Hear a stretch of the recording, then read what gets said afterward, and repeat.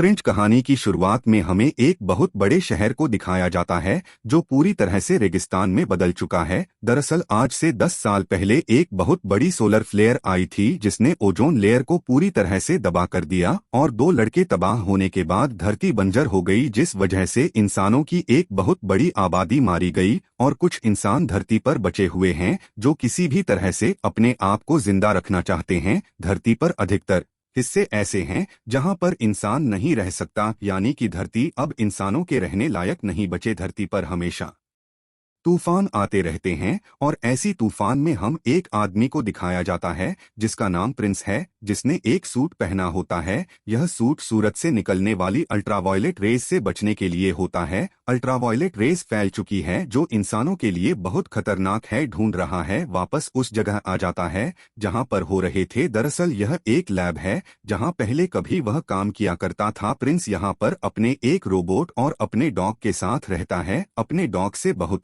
प्यार करता है। हमेशा उसे इस बात की चिंता होती है कि अगर उसे कुछ हो गया तो उसकी डॉग का क्या होगा। दरअसल प्रिंस की तबीयत बहुत ज्यादा खराब है, इसीलिए फिंच एक यूनाइट रोबोट बना रहा होता है जो उसके बाद उसके डॉग का ध्यान रख सके। उसके लिए बहुत सारी किताबें भी पढ़ता है और रोबोट तैयार हो जाता तो सारी की सारी इंफॉर्मेशन उसके अंदर फिट कर देता है। जल्दी स्टार्ट का काम पूरा करना चाहता है। लाइट चली जाती है, लाइट को ठीक करता है और उसे बताता है कि यहाँ पर एक बहुत बड़ा तूफान आने वाला है जो 24 घंटों में यहाँ तक पहुँच जाएगा और यह तूफान यहाँ पर कई दिनों तक रह पाना नामुमकिन है। सब के सब यहाँ से जाएंगे। चलना नहीं आता आता है।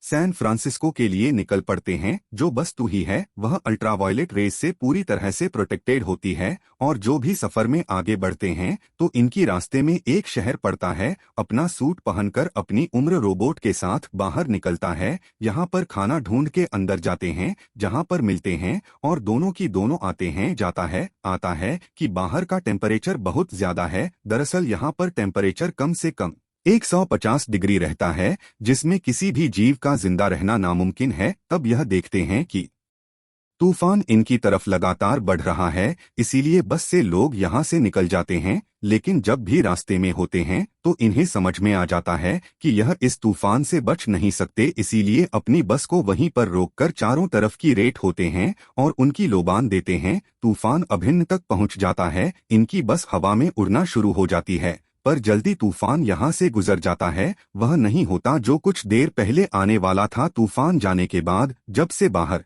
निकलता है तो देखता है कि गाड़ी का टायर फट चुका है, लेकिन उसके पास नहीं हो जाता है।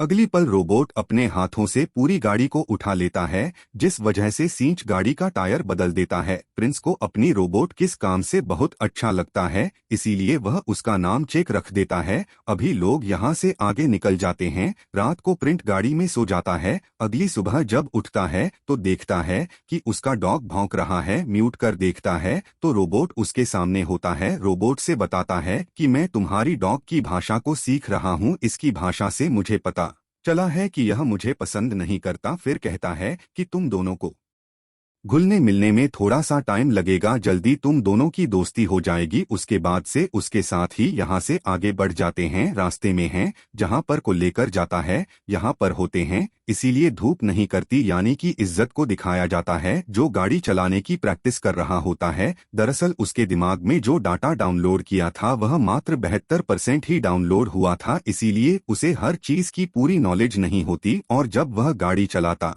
है तो पीछे दूसरी गाड़ी में उसे टक्कर मार देता है, जिसकी आवाज से फिंच बाहर आता है। फिर से कहता कि तुम गाड़ी को वहां पर क्यों लेकर, तुम्हें वापस लाना होगा। और वह अपना हाथ धूप में लाता है जिससे उसका हाथ जलना शुरू हो जाता। दरअसल रोबोट को यह दिखाना चाहता है कि धूप में नहीं आ सकता। इसके बाद रोबोट गाड़ी को वापस लाता और एक बार फिर से घर के साथ उसे टक्कर मार देता है, जिसे देखकर जलन होती है और अपनों के साथ वापस गाड़ी में बैठ जाता है। लेकिन अब खुद गाड़ी नहीं चलाता बल्कि रोबोट चलाता है और वह गाड़ी को बिल्कुल ठीक है आ रहा होता है, जिससे उसे खुशी भी होती है। पूरा दिन सफर करने के बाद रात को एक जगह पर रुकते हैं। यह सब अपनी गाड़ी से बाहर आते हैं जहां पर आसमान बहुत ही खूबसूरत होता है। हमसे पूछते हैं कि हम रात को क्यों नहीं करते। बताता है कि अब इस दुनिया में इंसान बचे हुए हैं जो सिर्फ रात को एक दूसरे को लूटने के लिए निकलते हैं, पर दिन में धूप की वजह से कोई भी किसी को लूट नहीं सकता, क्योंकि धूप में इंसान नहीं निकल सकते। इसीलिए हम दिन में सफर करते हैं। ऑफिस गाड़ी में सोने के लिए चला जाता है। अगली सुबह जब वह तो उसकी तबीयत बहुत ज्यादा खराब हो जाती है कि मैं आपकी मदद कर सकता हूं कि तुम मेरी मदद नहीं कर सकते, मुझे डॉक्टर की जरूरत है। लेकिन जिसकी मेमोरी में बहुत सारी ऐसी चीजें होती है जो मेडिकल से जुड़ी हुई होती है, और उसकी मदद करता है जिसको अच्छा लगता है। इसके बाद गाड़ी चलाकर यहाँ से आगे निकल पड़ता है और कुछ घंटों का सफर तय करने के बाद एक मॉल के बाहर पहुंचता है। ऑब्जेक्ट और फिंच का छोटा रोबोट खाना ढूंढने के लिए मॉल के अंदर जाते हैं। वही पिंकी आंख खुल जाती है, और जब वह अपनी रोबोट के अंदर नहीं देखता तो उसे टेंशन हो जाती है। वह अपने सूट पहनकर बाहर आ जाता है। वही फिंच की छुट्टी रोबोट को दिखाया जाता है, जिसे नीचे खाना देता है, और जो नीचे जाता है वह नीचे गिरकर पूरी तरह से बिखर जाता है। इसलिए वहां से फिंच भागता हुआ उस तरफ जाता और देखता है कि उसका छोटा रोबोट पूरी तरह से बिखर चुका है, जिसे देखकर उसे बहुत दुख होता है और वह उसे हमेशा के लिए ऑफ कर देता है। इसके बाद उसके पास जाता और उसे कहता है कि हम ऐसे ही कहीं पर भी नहीं रुक सकते, हम यहाँ से जल्दी से निकलना होगा, हमें यहाँ इंसानों से खतरा है। यह गाड़ी से यहाँ से निकल जाते हैं और तभी हमें दिखाया जाता है कि गाड़ी की लाइट जलती है और वह गाड़ी का पीछा करना शुरू कर देती है। पता चल जाती है, इसीलिए तो गाड़ी चलाने को कहता है होती है।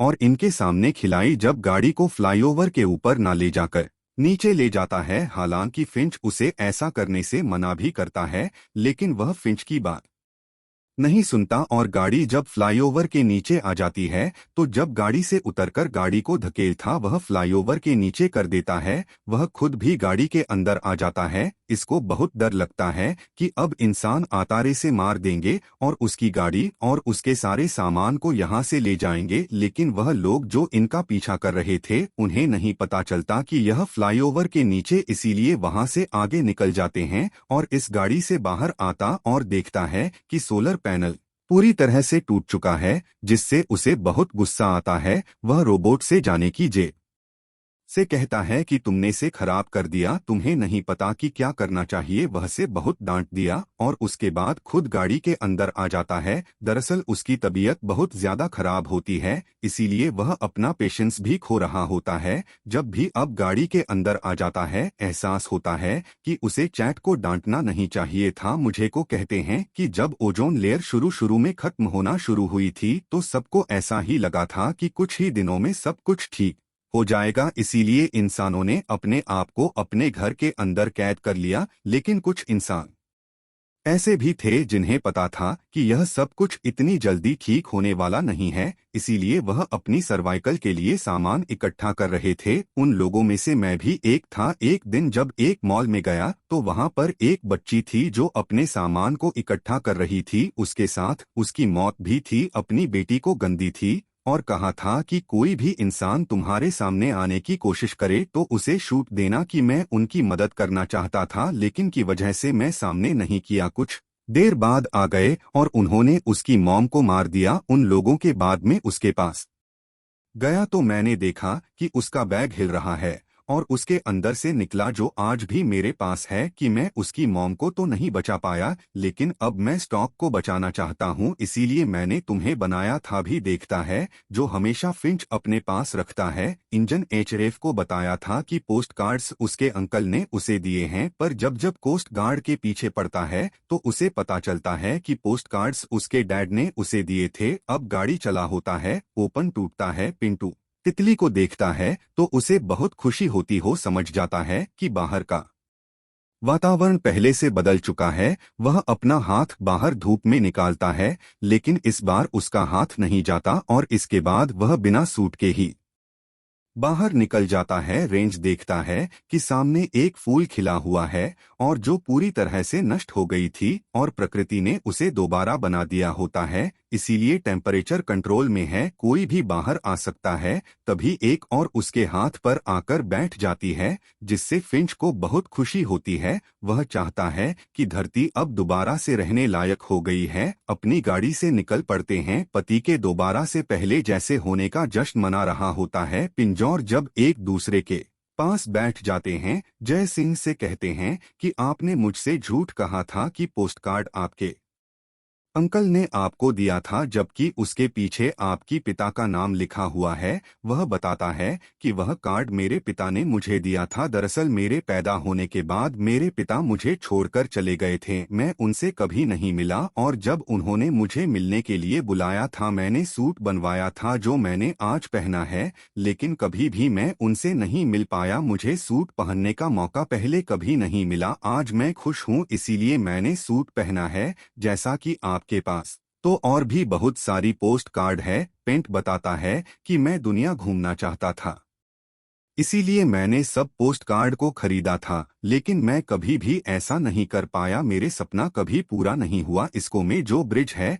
जब उसके ऊपर खड़े होकर लोग दुनिया देखते हैं तो उन्हें बहुत अच्छा लगता है कि हम भी वहां तक जरूर जाएंगे। देखेंगे कि मैं नहीं जा सकता, मेरी तबीयत खराब है और तुम मेरे मरने के बाद तुम ध्यान रखोगे कि मैं वादा करता हूँ। इनके पास लाता है। पिन जेब से कहता है कि जल्दी तुम्हारे साथ खेलना शुरू कर देगा और अब की तबीयत बहुत ज्यादा खराब हो जाती है। जब इनको बस की तरफ ले जाने लगता है, प्रिंसेस को अपने गले से लगा ले तो और कहते हैं कि मैं तुम्हारा शुक्रिया अदा कभी भी नहीं कर सकता। मुझे माफ कर दो कि मैंने तुम्हें एक मशीन समझा, लेकिन तुम इंसानों से भी बेहतर हो। फिंच गाड़ी के अंदर चला जाता है और उसके साथ उसका ड्रॉप भी। यह दोनों एक दूसरे को बहुत प्यार करते हैं। वह को दिखाया जाता है जो बाहर गाड़ी का सारा सामान इकट्ठा करता है और उसी रात को फिंच की मृत्यु हो जाती है। इससे देश को बहुत दुख होता है। उसके शरीर को जलाकर अगली सुबह फिंच के डॉग के साथ खेलना शुरू करता है। उसके साथ खेल रहा होता है, यानी कि अब इन दोनों की दोस्ती हो चुकी है तो खाना भी खिलाता है जैसे समझाया था। और इसके बाद ही दोनों की दोनों यहाँ से निकल पड़ते हैं। रास्ते में हमें दिखाया जाता है कि दुनिया पूरी तरह से बदल चुकी है। धरती पर जीवन अब दोबारा लौट आया है। यह दोनों की गोल्डन, ताकि इंसान वहां पर पहुंचकर जब दूर दूर तक देखते हैं धोनी बहुत अच्छा लगता है। जब भी ऐसे ही करता है तभी वहां पर उसे एक नोट दिखता है जो कि जेनिफर नाम की लड़की का होता है, जिसने अपने बारे में लिखा होता है कि हम ठीक हैं, अगर कोई इस नोट को देखे तो हम तक जरूर आए। उसने अपना पता भी वहां पर लिखा होता है। जैसे करता है कि वह उनकी मदद जरूर करेगा और जाने से पहले वह पिंकी पोस्ट कार्ड पर अपनी पिंकी और डॉग की फोटो बनाकर यहीं पर लगा देता है। और अब वह अपने टॉक के साथ उस तरफ निकल पड़ता है जहां पर वह लड़की है, ताकि वह उस लड़की की मदद कर सकें। इसी के साथ ही कहानी, यह फिल्म यहीं पर खत्म हो जाती है। 6.9 उम्मीद करते हैं कि यह कहानी आपको पसंद आई होगी।